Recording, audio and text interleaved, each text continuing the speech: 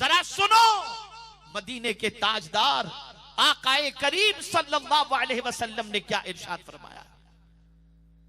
सरकार सल्लल्लाहु अलैहि वसल्लम फरमाते हैं, ज़िना से बचो, कि ज़िना की वजह से 6 मुसीबतों में गिरफ्तार ज़िना करने वाला हो जाता है। 3 दुनिया की मुसीबत और 3 आखिरत की मुसीबत। कौन सी दुनिया की 3 मुसीबतें हैं?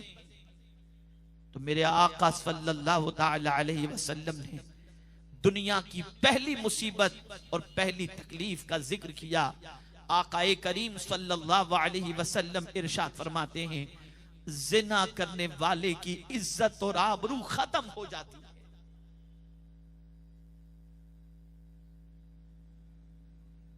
अगर मुआशरा बागैरत है, मुआशरे के अंदर अभी भी बुराई को बुराई समझने का जज्बा मौजूद है, तो किसी जानी के हवाले से मुआशरे के बाशऊर इंसान के दिल के अंदर इज्जत नहीं होती, अहमियत नहीं होती। और इज्जत बहुत अहम सरमाया है, बहुत अहम सरमाया है। कुरान मुकद्दस में रब्बे कदीर जल्ल जलालहू ने इज्जत का जब तस्करा फरमाया तो इरशाद फरमाया, वलिल्लाहिल इज्जत वलिरसूलिही वलिल मुमिनीन। इज्जत तो अल्लाह के लिए है, उसके रसूल के लिए है और मोमिनीन के लिए है। तो ज़िना करने वाले को दुनिया के अंदर जो पहली मुसीबत का सामना होता है वो ये है कि उसकी इज्जत खत्म हो जाती है। आप सोचेंगे कि इज्जत कहां जाती है, पैसा हो और आदमी ज़िना करे कोई फर्क नहीं पड़ता। लेकिन मैं आपको एक चीज बताऊं, अगर उसका ज़मीर जिंदा है ना तो इज्जत ज़िना करने वाला जो है ना खुद अपनी नजरों से गिर जाता है, अपनी नजरों से गिर जाता है। उसका अपनी नजरों में कोई मकाम नहीं रहता। मुझे याद है कि मैंने एक नशिस्त के अंदर नौजवानों को बुराइयों से बचने के हवाले से कहा था कि आज कॉलेज और यूनिवर्सिटी के अंदर मखलूत तालीम की बुनियाद पर लड़के और लड़कियों का बुराइयों से और बदकिरदारी से बचना बड़ा मुश्किल है। तो मुझे एक सुलझे हुए आदमी ने कहा था, हजरत थोड़ा सा आगे भी तो बढ़ो। मैंने कहा क्या मतलब? कहा हजरत अब जवान लड़के और लड़कियों की बातों के अलावा थोड़ा सा आगे बढ़िए। अब 40 से लेकर 50 साल की उम्र के जो लोग हैं ना उनको भी बदकारी से बचने की दावत दीजिए, इसलिए कि इस उम्र के अंदर भी उन्हें हरी हरी सुस्ती है और गलत रास्ते के वो मुसाफिर बन जाते हैं। फिर मैंने अपने एतबार से गौर किया और सर्वे किया तो ऐसे भी नादान सोसाइटी में जिंदा हैं जिनकी बच्चियां जवान हैं और वो दूसरों की आबरू पर हाथ डालते नजर आते हैं, जिनके घर के अंदर बहू मौजूद है और वो दूसरों की आबरू पर हाथ डालते नजर आते हैं। अल-अयाज़ु बिल्लाह।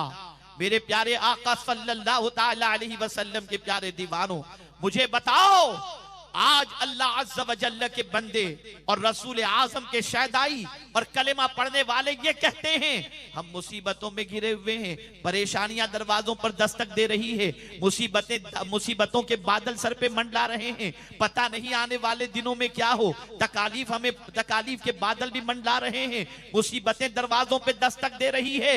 मैं पूछना चाहता हूं ये गुनाह हैं जिनकी बुनियाद पर ये मुसीबतें दरवाजे पर आती हैं, वरना नेक बंदे के एवज में तो अल्लाह मुसीबतों को दूर कर दिया करता है और टाल दिया करता है।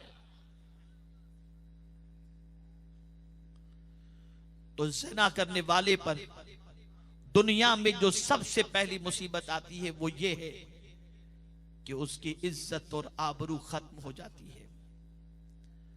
दूसरी मुसीबत मेरे आका सल्लल्लाहु अलैहि वसल्लम इरशाद फरमाते हैं तंगदस्ती पैदा हो जाती है, उसकी रोजी से बरकत छीन ली जाती है, वो तंगदस्ती का शिकार हो जाता है। याद रखें रिस्क का जिम्मा अल्लाह ने अपने दस्ते कुदरत में लिया है, वो जिसे चाहे जितना अता फरमाए। जब उसके हबीब ने कह दिया कि ज़िना करने की वजह से तंगदस्ती पैदा होती है, यकीनन ज़िना की वजह से आदमी कल्लाश हो जाता है। आपने सोसाइटी में ऐसे बहुत सारे नौजवानों को देखा होगा जिनके बाप कमा कर बहुत कुछ छोड़ करके गए, लेकिन बच्चे के कदम फिसले, जुए में चला गया, शराब में चला गया, ज़िना के अड्डे पे चला गया।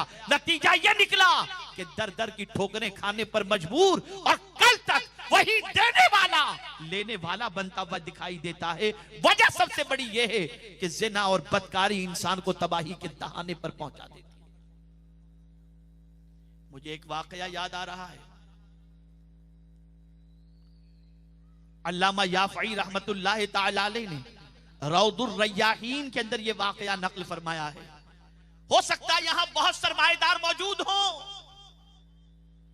और अपनी हवस के कुछ लोग, सबकी बात नहीं करता, और हो सकता है यहां ऐसा कोई भी ना हो, लेकिन कुछ नादान कहीं होंगे जो दौलत की बेपनाह रेल होने की वजह से गरीबों की गुर्बत का मजाक और उनकी गुर्बत का सौदा अपने पैसों से करते होंगे।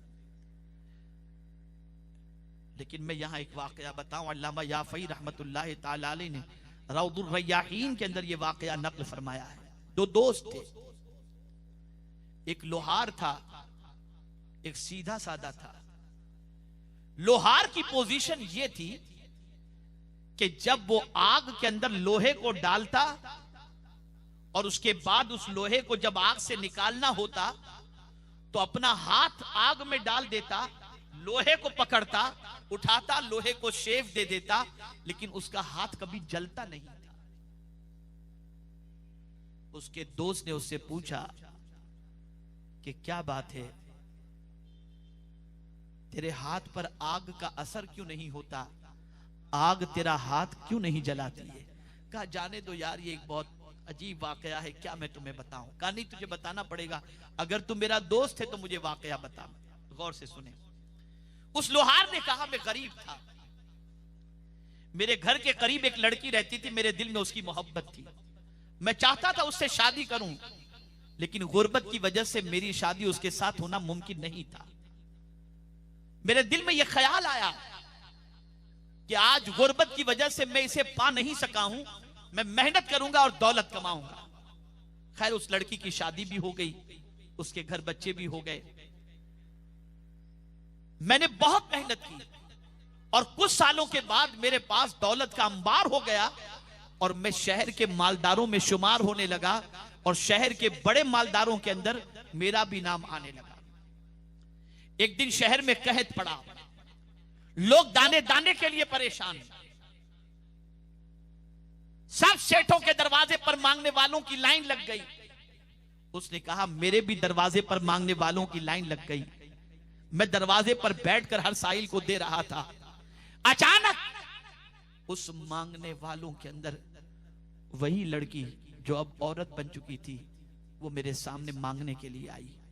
मेरी पुरानी मोहब्बत ने अंगड़ाई ली और मेरे दिल के अंदर ख्याल पैदा हुआ, आज मैं इसकी मजबूरी का फायदा उठाऊं। मैंने उस औरत से कहा तू मेरी तमन्ना पूरी कर दे, मैं तेरी तमन्ना पूरी कर दूंगा। औरत बागैरत थी, सबसे निकलती है, कतार से निकलती है और चली जाती है। कुछ देर के बाद फिर वो आती है, कतार में उसका नंबर आता है। जब उसकी बारी आती है तो मैं उससे फिर यही कहता हूं, तुम मेरी ख्वाहिश पूरी कर दे, मैं तेरी ख्वाहिश पूरी कर दूंगा। फिर वो निकल जाती है। अब घर जब पहुंचती है तो 3 उसके बच्चे भूख से बिलक रहे थे, परेशान थे, तड़प रहे थे। माँ की ममता तड़प उठी और बच्चों की भूख उससे देखी नहीं गई, लेकिन फिर भी ईमान पुख्ता था, नजरिया पुख्ता था, अकीदा पुख्ता था, रसूल आजम की मोहब्बत पुख्ता थी, अल्लाह का खौफ उसके दिल में था। फिर भी वो आई और कतार में तीसरी बार जब खड़ी हुई, उसका जब नंबर आया तो मैंने तीसरी मर्तबा भी उससे यही कहा, तू मेरी ख्वाहिश पूरी कर दे, मैं तेरी ख्वाहिश पूरी कर दूंगा। इतने में वो औरत कहती है, सुन ले ए नौजवान, कान खोल कर सुन ले, मेरा एक एक बच्चा भूख से बिलक बिलक कर मर जाए, मैं इसे तो गवारा कर सकती हूं, लेकिन मेरे दामन पर जिना का धब्बा लग जाए, मैं इसे बर्दाश्त नहीं कर सकती। ये कहते हुए वो औरत वहां से चली गई। वो शख्स कहता है, उस औरत के जुमले ने मेरी जिंदगी बदल दी। और एक ख्याल मेरे जहन में आया, सरमाएदार गौर से सुने, एक ख्याल मेरे जहन में आया, या अल्लाह, ये भूखे पेट रहने के बाद भी अल्लाह से डरती है और मैं पेट भरा होकर अल्लाह से नहीं डरता। मैं फौरन कमरे में गया, सजदे में गया, तौबा की, आइंदा मौला मैं किसी की गुर्बत का मजाक नहीं उड़ाऊंगा, किसी की गुर्बत का नाजायज फायदा नहीं उठाऊंगा। अब मैं उसका घर भी नहीं जानता था। मैं फिर बैठ गया, सोचा शायद फिर से वो आए। फिर वो आई, लेकिन अब जब आई तो मैंने उससे कोई मुतालबा नहीं किया। मैंने उससे सिर्फ इतना कहा, मेरी बहन, मैं तेरे लिए जो कुछ तुझे चाहिए उससे जायद ला कर देता हूं। और ला करके मैंने उसके सामने रखा। तो वो औरत कहती है, बता तेरा इरादा कुछ और तो नहीं है? कहा नहीं, ये सिर्फ अल्लाह को खुश करने के लिए दे रहा हूं और तुझसे माफी मांग रहा हूं। उस औरत ने वो थाल खाने पीने की चीजों का लिया और एक साइड में रखी, सजदे में गई और अल्लाह की बारगाह में दुआ की, ए अल्लाह, इस बंदे ने मेरे बच्चों के पेट की आग को बुझाने का इंतजाम किया है, तू इसको दुनिया और आखिरत की अजाब से बचा लेना। ये उसकी दुआ का सदका है कि मैं आग में हाथ डालता हूं फिर भी आग मुझे नहीं जलाती, और मुझे उम्मीद है जहन्नम की आग भी मुझे नहीं जलाए। नारे तकबीर, नारे रिसालत, दाइए कबीर। जालिम है वो शख्स जो किसी गरीब की आबरू से खेलते हैं।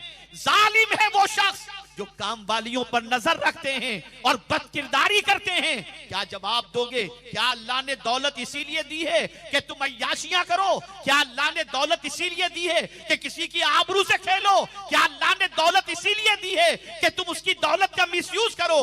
याद रखो, वो देना जानता है तो लेना भी जानता है। मेरे आका ने फरमाया, ज़िना तंगदस्ती लाता है। तीसरी बात मेरे आका सल्लल्लाहु अलैहि वसल्लम ने इरशाद फरमाई कि ज़िना की वजह से उम्र से बरकत छीन ली जाती है, उम्र कम हो जाती है। ज़िना उम्र को कम कर देता है। बदकिरदारी की बुनियाद पर इंसान की उम्र कम से कम तर होती चली जाती है। ये मदीने के ताजदार का फरमान है। ये तो दुनिया की तकलीफ हो गई। आज 1000 टॉनिक इस्तेमाल कर लो, आज लंबी उम्र के लिए 1000 टैबलेट इस्तेमाल कर लो, लेकिन अल्लाह न करे, सदबार न करे, अगर ज़िना के दरवाजे पर किसी ने दस्तक दी और अपने आप को ज़िना से आलूदा कर लिया, तो अल्लाह उसकी उम्र से बरकतों को खत्म कर लेता है। ये दुनिया का अज़ाब। अब आखिरत का सुनिए। आकाए करीम सल्लल्लाहु अलैहि वसल्लम ने इरशाद फरमाया, कल जब वो अपने रब से मिलेगा तो अल्लाह उससे नाराज होगा। ज़िना करने वाला भूल जाता है कि उसे एक न एक दिन अल्लाह से मिलना है। मौत बरहक है, मौत से कोई फरार इख्तियार नहीं कर सकता। जब मौत के दरवाजे से गुजरकर मालिक हकीकी की बारगाह में पहुंचेंगे तो मुझे बताओ, अगर वही नाराज है तो फिर हमारा क्या होगा? कुरान कहता है सबसे बड़ी चीज क्या है? वरिदवानुम मिनल्लाहि अकबर, अल्लाह की रजा सबसे बड़ी चीज है।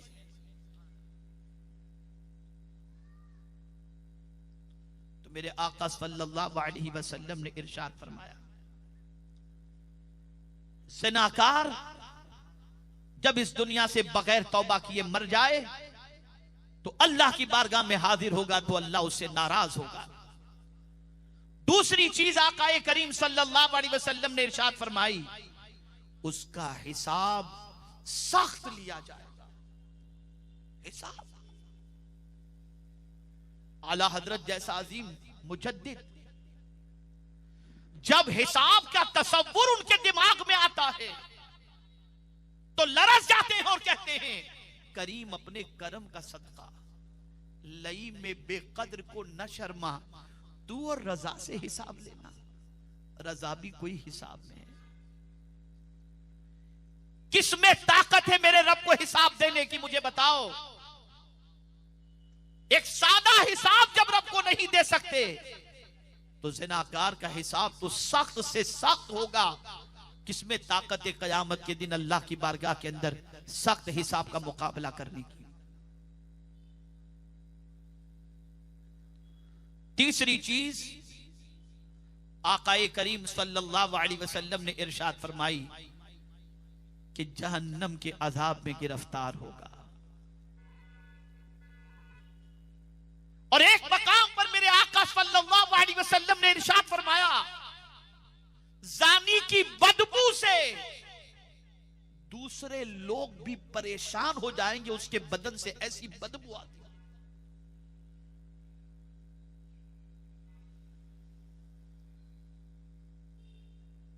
ऐ रसूल गिरामी वक़ार सल्लल्लाहु ताला अलैहि वसल्लम के दीवानों, सबसे बदतरीन जुर्म गुनाह ज़िना है। ज़िना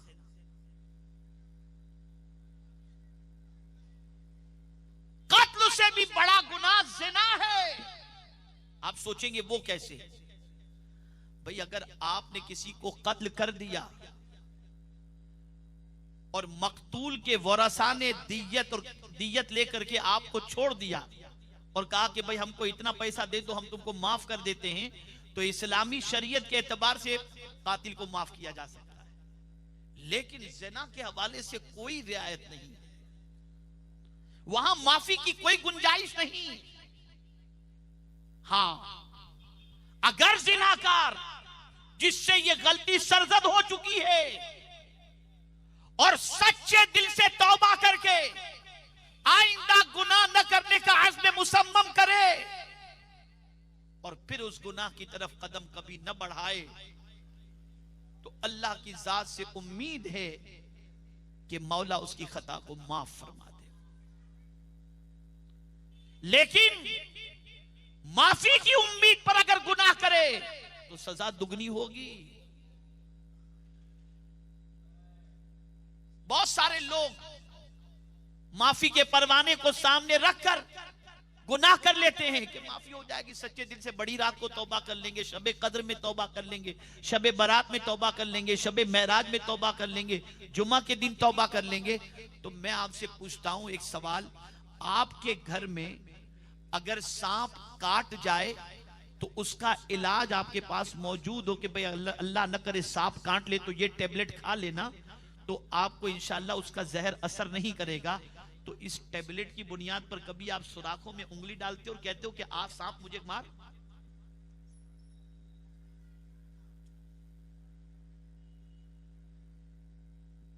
ये तो आपके पास दवाई इसलिए है कि अनजाने में कभी ऐसा हो गया कि सांप ने डंक मार लिया, तो प्रिकॉशनल आपने ये इंतजाम करके रखा है, अब वो आप टेबलेट इस्तेमाल करके अपने आप को जहर से बचा सकते हो। इसी तरह से अल्लाह न करे सदबार न करे, अगर कदम फिसल गए और इस बुराई के दलदल में फंस गए, तो मेरे प्यारे आका सल्लल्लाहु अलैहि वसल्लम के प्यारे दीवानों, इस्लामी शरीयत हो, इस्लामी मुल्क हो, इस्लामी कानून हो, तो गैर शादीशुदा यानी कंवारे लड़के और लड़की जिना करे तो 100 कोड़े मारे जाएं, और शादीशुदा अगर जिना करे तो शरीयत का फैसला ये कि इतने पत्थर इनको मारो कि ये मर जाए। ये इस्लामी कानून, ये कुरान का कानून। अज़्ज़ानियतु वज़्ज़ानी फजलिदू कुल्ल वाहिद मिनहुमा मियत जल्दा।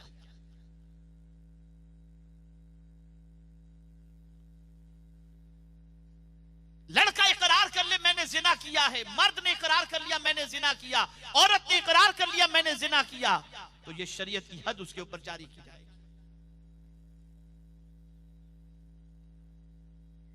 ऐ रसूल आजम सल्लल्लाहु ताला अलैहि वसल्लम के दीवानों, मजीद आकाए करीम का इरशाद समाअत फरमाएं सल्लल्लाहु अलैहि वसल्लम, रसूल आजम सल्लल्लाहु अलैहि वसल्लम फरमाते हैं, जिस बस्ती में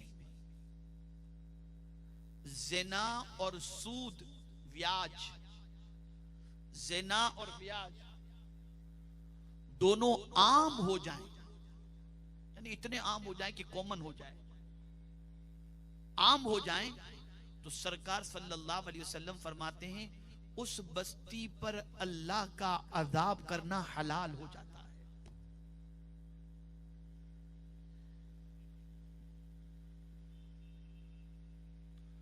और ज़िना करने वाला जब ज़िना करता है तो मेरे आका सल्लल्लाहु अलैहि वसल्लम फरमाते ईमान उसके सीने से निकल जाता है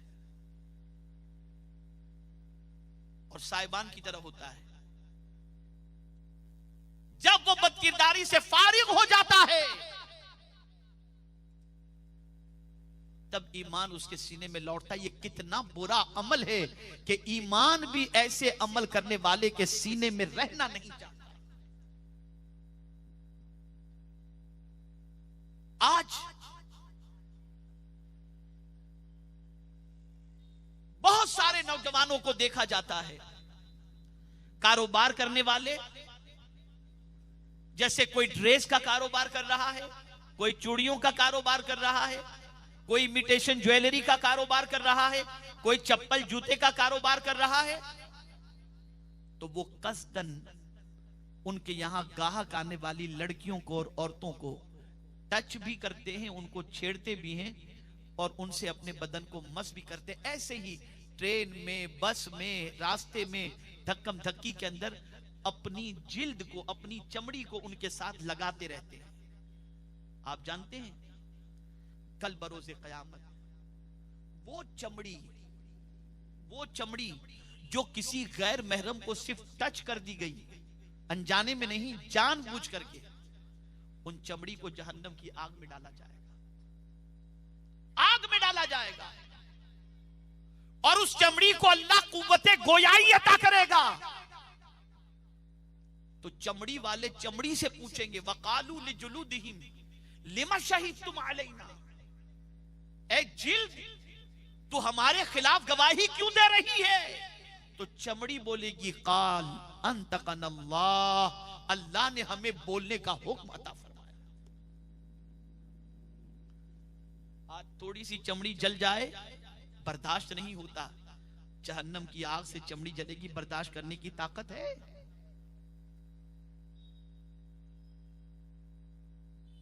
क्या जवाब दोगे कल बरोज़े क़यामत इन बदकिरदारियों का? है किसी में हिम्मत कुदरत के सामने खड़े रहने की? लम्हों की लज्जत के लिए आखिरत के अजाब को दावत मत दो। आज वक्त है कि इन बुराइयों से बचकर सच्चे दिल से तौबा कर लो।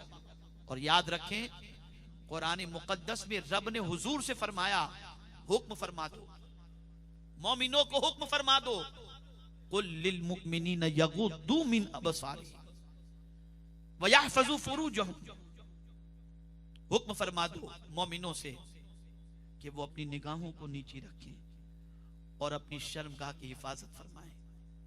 अब यहां मैं आपको बताऊं, जिसने अपनी शर्मगाह की हिफाजत की उसके लिए हुजूर की क्या बशारत है।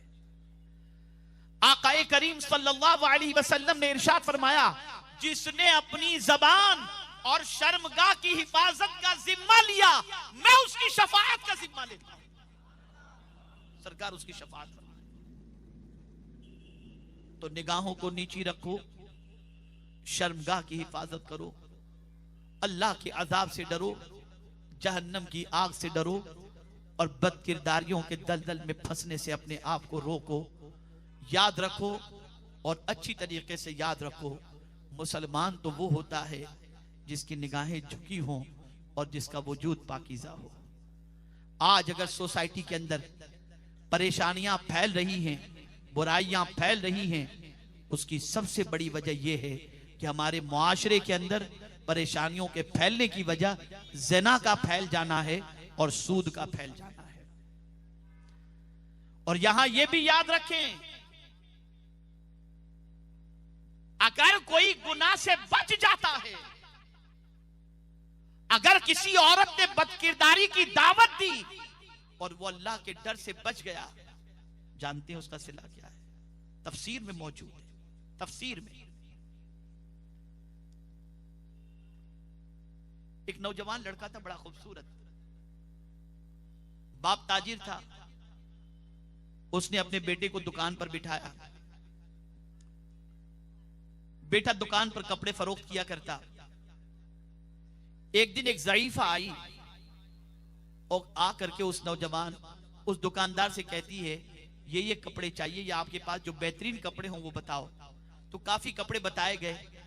बुढ़िया ने कहा, ये कपड़े सब अच्छे हैं, ये कपड़े लेकर मेरी मालिकन के पास चलें।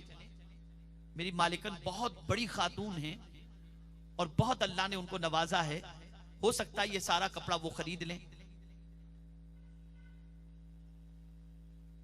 तो उस नौजवान को भेजा गया कि जाओ तुम ये कपड़े लेकर के साथ में। वो गया तो वो नौजवान कहता है कि मैं जब उस घर में गया तो बहुत बड़ा महल था। अंदर जाता गया, कोई मुझे नजर नहीं आया। अचानक मैंने देखा कि एक नौजवान लड़की तख्त पर बैठी, झूले पर बैठी हुई है, और जैसे ही मैं पहुंचा उसने मुझे गले लगा लिया। उसने कहा, मेरे दिल में अल्लाह का डर पैदा हुआ, मेरे दिल में अल्लाह का डर पैदा हुआ कि इस तन्हाई का ये फायदा उठाकर ये मुझसे शायद बदकिरदारी की उम्मीद रखती है। वो नौजवान कहता है कि मैंने उस औरत से कहा, मुझे इस्तिंजे की हाजत है, मुझे जरा टॉयलेट कहाँ है बता दो, मैं जरा फारिग होकर आऊं। वो गया बैतुल खला और जाकर के इस्तिंजा किया और सारी नजासत अपने बदन पे लगा दिया, सारी गंदगी। अब जब वो गंदगी लगा करके बाहर आया तो औरत कहती है, पागल है, मजनून, इसको निकालो, जल्दी यहां से निकालो। उसे वहां से निकाल दिया गया। वो बच गया बदकिरदारी से, बाहर निकला, घर आया, और घर आने के बाद जब अच्छी तरीके से गुस्ल किया, उस गुस्ल के बाद अल्लाह ने उसको ऐसी खुशबू अता फरमाई कि जिस गली से गुजरता था मुश्क की खुशबू आती थी, मुश्क की खुशबू आती थी। ये क्यों था? इसलिए कि उसने अपने आप को बचाना चाहा, मेरे करीम ने बचा लिया। गंदगी देखकर उसने तो छोड़ दिया, लेकिन ये गंदगी गुनाह से बचने की वजह से थी। तो मेरे मौला ने इतनी खुशबू अता फरमा दी कि जब तक जिंदा था उसके बदन से खुशबू आती थी और मरने के बाद उसकी कब्र से खुशबू आती थी।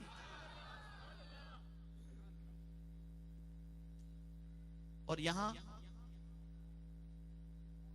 अल-इयाज़ु बिल्लाह क्या हो रहा है मुझे कहने की जरूरत नहीं।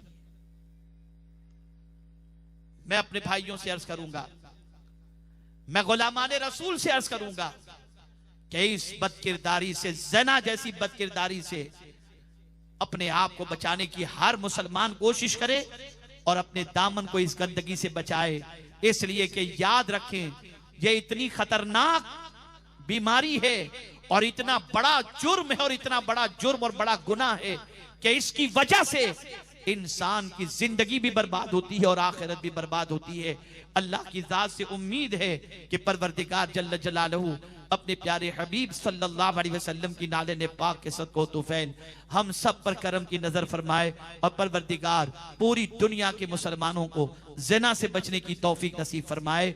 और अल्लाह न करे, सदबार न करे, अभी तक किसी से गुनाह सरजद हो गया हो, लाशऊरी तौर पर शैतान के बहकावे की बुनियाद पर सच्चे दिल से तौबा कर लो और कभी गलती से भी उस बुराई की तरफ जाने की कोशिश न करो। अल्लाह अज़्ज़ व जल सब पर करम की नजर फरमाए।